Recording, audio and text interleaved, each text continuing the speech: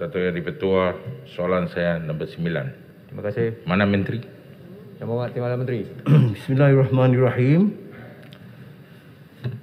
Yang berhormat Tuan Yang Bertua, untuk makluman ahli yang berhormat, selain bantuan input pertanian, Kementerian juga menyediakan pelbagai bantuan dan insentif untuk membantu para petani kampung yang mengusahakan pertanian secara kecil-kecilan menjual hasil tanaman mereka, dan antara inisiatif yang dilaksanakan adalah seperti berikut. Yang pertamanya, untuk membangunkan pusat pengumpulan ladang PPL di bawah program ladang kontrak MAFI sebagai pusat pengumpulan hasil pertanian daripada petani ke kawasan setempat. Melalui program ini, MAFI dapat membangunkan usahawan pemasar di samping untuk menyediakan ruang pemasaran kepada pengeluar hasil pertanian. Sehingga kini terdapat 186 PPL di seluruh negara dengan nilai kendalian sebanyak 19 juta ringgit. Selain itu, Kementerian juga melalui LPP telah menyediakan 162 buah peladang outlet yang beroperasi di Semenanjung Malaysia, Sabah dan juga wilayah persekutuan Labuan yang bertindak sebagai pusat pengumpulan, pemasaran dan juga pengedaran dan menjual hasil-hasil pertanian, peladang dan juga petani dengan nilai transaksi jualan yang mencecah melebihi 89 juta ringgit yang melibatkan jualan hasil pertanian sebanyak 32,433 metrik tan.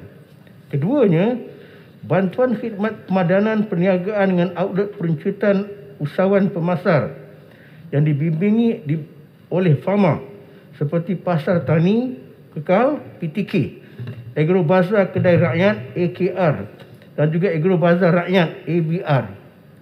Petani boleh menghubungi pejabat Fama daerah terdekat bagi mendapatkan bantuan pemadanan perniagaan dengan usahawan pemasar yang berhampiran.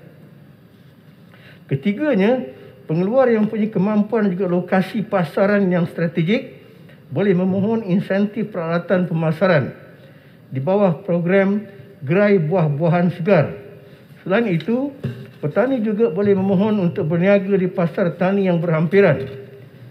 Untuk maklumat Tuan Yang Bertua, sehingga 31 Ogos 2021, kita mempunyai sebanyak 329 gerai buah-buahan segar dan juga 312 pasar tani dengan 13,181 orang usahawan di seluruh Malaysia. Selepas 11 September 2021, semua pasar segar terkawal telah dibuka semula sebagai pasar tani dan pasar tani kekal, khususnya seiring dengan pembukaan sektor ekonomi di mana sebanyak 518 lokasi berbagai outlet telah mula beroperasi.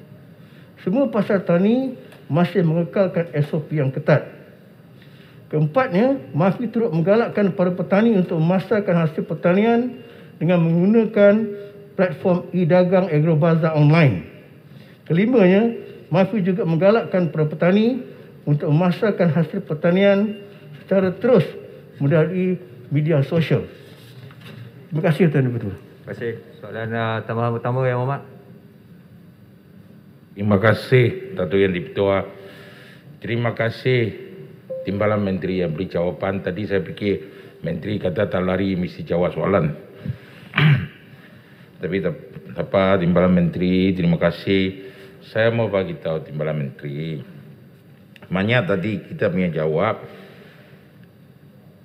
untuk kalau Sabah Sarawak, saya nampak terdapat sekali di Sarawak di kawasan Pintulu ini. Saya tak nampak kita ada apa-apa rancangan. Tidak apa-apa setting up. Kita check out di West Malaysia sini tambah wilayah Labuan. Tetapi outlet Pintulu pun tidak ada. Terutama sekali dalam masa pandemik COVID. Kita punya pegawai-pegawai dari pertanian turun padang, bantu petani itu semua, hantu pun tak ada. Tak nampak. Tadi saya nak tanya, sekarang kita tadi soalan kata kita nak wujudkan pusat pengumpulan pertanian di luar bandar untuk membantu collecting center, contoh macam collecting center itu semua. Bilakah nak buat ini? Di Bintulu bila? Jangan syok sendiri ya. Dan juga apa insentif kepada petani untuk mengeluarkan hasil pertanian berskala besar. Jangan ini masa ambil terlalu panjang. Sekarang masa rakyat nak bantu dan menunggu kita bantu. Minta Yang Berhormat Timbalan Menteri jawab, tapi jangan syok sendiri dan kong kali kong. Tuan Speaker, peraturan Dewan, Tuan Speaker. Yang Berhormat. Peraturan Dewan. Ini adalah kali kedua saya dengar Yang Berhormat Bintulu membuat serangan terhadap kaki tangan kerajaan. Tadi beliau telah mengeluarkan Peraturan nombor berapa? peraturan 36/4. Menjadi kesalahan bagi ahli-ahli Dewan menggunakan bahasa kurang sopan. Ungkapan beliau hantu pun tak ada. Saya minta beliau jangan kurang sopan di Dewan. Ini adalah kali kedua beliau membuat serangan. Okey. Alright. Saya dapati tak ada pun kurang sopan tadi. Tapi untuk peringatan untuk semualah, kita kena Ini beliau kurang biadab. kita kena always bersopan. Wabi, duduk. Yang Berhormat Timbalan Menteri. Bukan kurang biadab, maaf, biadab. Yang Berhormat pun bila saya kata duduk No, tak duduk. speaker, itu pun adakah kurang- speaker? Yang Berhormat, bila saya kata duduk tapi tak duduk, itu pun kurang sopan. Yang Berhormat Menteri sila. Speaker, jangan berat sebelah. Tak berat. Kenapa takut beri beliau amaran? Saya dah bagi amaran, duduk. Yang Berhormat. Mic. Untuk maklumat Tuan Di-Pertua dan juga ahli yang berhormat yang bertanya, MAFI sebagai sebuah kementerian yang dianggap sebagai essential services, kita sentiasa berada di lapangan walaupun dalam keadaan semasa kita dilanda PKP dan juga PKPD bagi memastikan supaya bukan saja rantaian bekalan makanan tidak terjejas, bahkan nasib petani sentiasa diambil perhatian. Kita bela.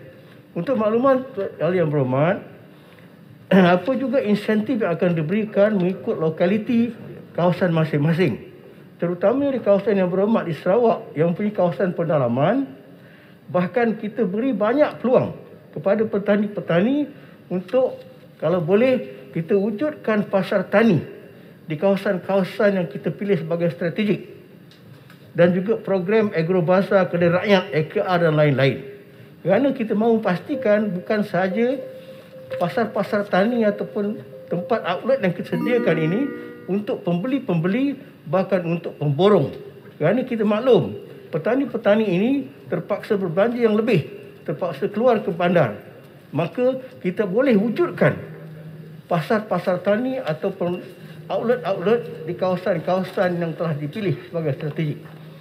Seterusnya, untuk insentif tadi yang berhormat sebut tadi, kepada program-program ladang kontrak MAFI, kita menyediakan insentif menandatangani forward agreement dengan pihak farma supaya ada satu perjanjian di antara pengeluar atau petani dengan farma yang akan membeli dan memasarkan apa juga produk-produk yang dihasilkan. Terima kasih Tuan Di-Pertua. Terima kasih. Untuk soalan tambahan, mohon libaran untuk soalan tambahan satu daripada Sik. Ya. Sebelah Untuk sini Sik ada mohon tak? juga. Sebelah sini tak ada. Saya mohon Sik mohon. So, libaran. Libaran dulu. Terima kasih Datuk Yang Di-Pertua kerana memberi peluang kepada libaran untuk soalan tambahan. Soalan saya minta Menteri Pertanian dan Industri Makanan nyatakan adakah bantuan dihulur kepada keluarga petani kecil sekiranya individu tersebut mengidap penyakit COVID-19 sehingga tidak berkeupayaan bekerja hingga hilang mata pencarian mereka. Apakah perancangan Kementerian Pertanian dan Industri Makanan mempergiatkan penggunaan teknologi pintar untuk meningkatkan produktiviti dan mengukuhkan tahap sekuriti makanan negara selaras dengan RMK 12 yang telah dibentangkan. Terima kasih Datuk Yang di-Pertua. Soalan tak ada kena-mengena dengan soalan asal tu, Yang Berhormat. Jadi Yang Berhormat Timbalan Menteri nak jawab secara bertulis. Boleh. Bertulis. Terima kasih Tuan Di-Pertua, terima kasih ahli yang berhormat yang daripada Libaran. Untuk maklumat Tuan Yang Di-Pertua bahawa MAFI pada ketika ini kita telah melancarkan satu skim dipanggil MAFI Prihatin. Kita bukan sahaja mereka yang terjejas dengan penyakit COVID, bahkan untuk kawasan, untuk kumpulan-kumpulan sasar yang kita berikan bantuan kepada pesakit ini yang terjejas tanaman, mereka juga kita akan berikan perhatian. Berkenaan dengan teknologi pintar yang telah dibangkit oleh Yang Berhormat tadi, untuk makluman Tuan Di-Pertua bahawa penggunaan teknologi dalam sektor agro makanan, khususnya pertanian pintar, sememang telah dikenal pasti dalam rancangan Malaysia ke-12 yang berimpak tinggi untuk menjana semula pertumbuhan ekonomi negara. Jadi dalam dasar agro makanan negara 2.0 mentarifkan pertanian pintar sebagai merujuk kepada penggunaan dan juga penginstalasian teknologi tinggi yang mesra alam secara lebih meluas dalam aktiviti pertanian. Dalam kita telah memperkenalkan berapa insentif dan juga usaha bagi memastikan supaya pertanian pintar ni dengan pengenalan kepada input pertanian yang berkualiti tinggi seperti baka benih yang rintang penyakit, cuaca dan juga mampu menghasilkan pengeluaran berganda serta bermutu tinggi. Saya menghormati masa. Maklumat yang lain nanti saya akan bagi secara bertulis. Terima kasih Tuan Di-Pertua. Terima kasih.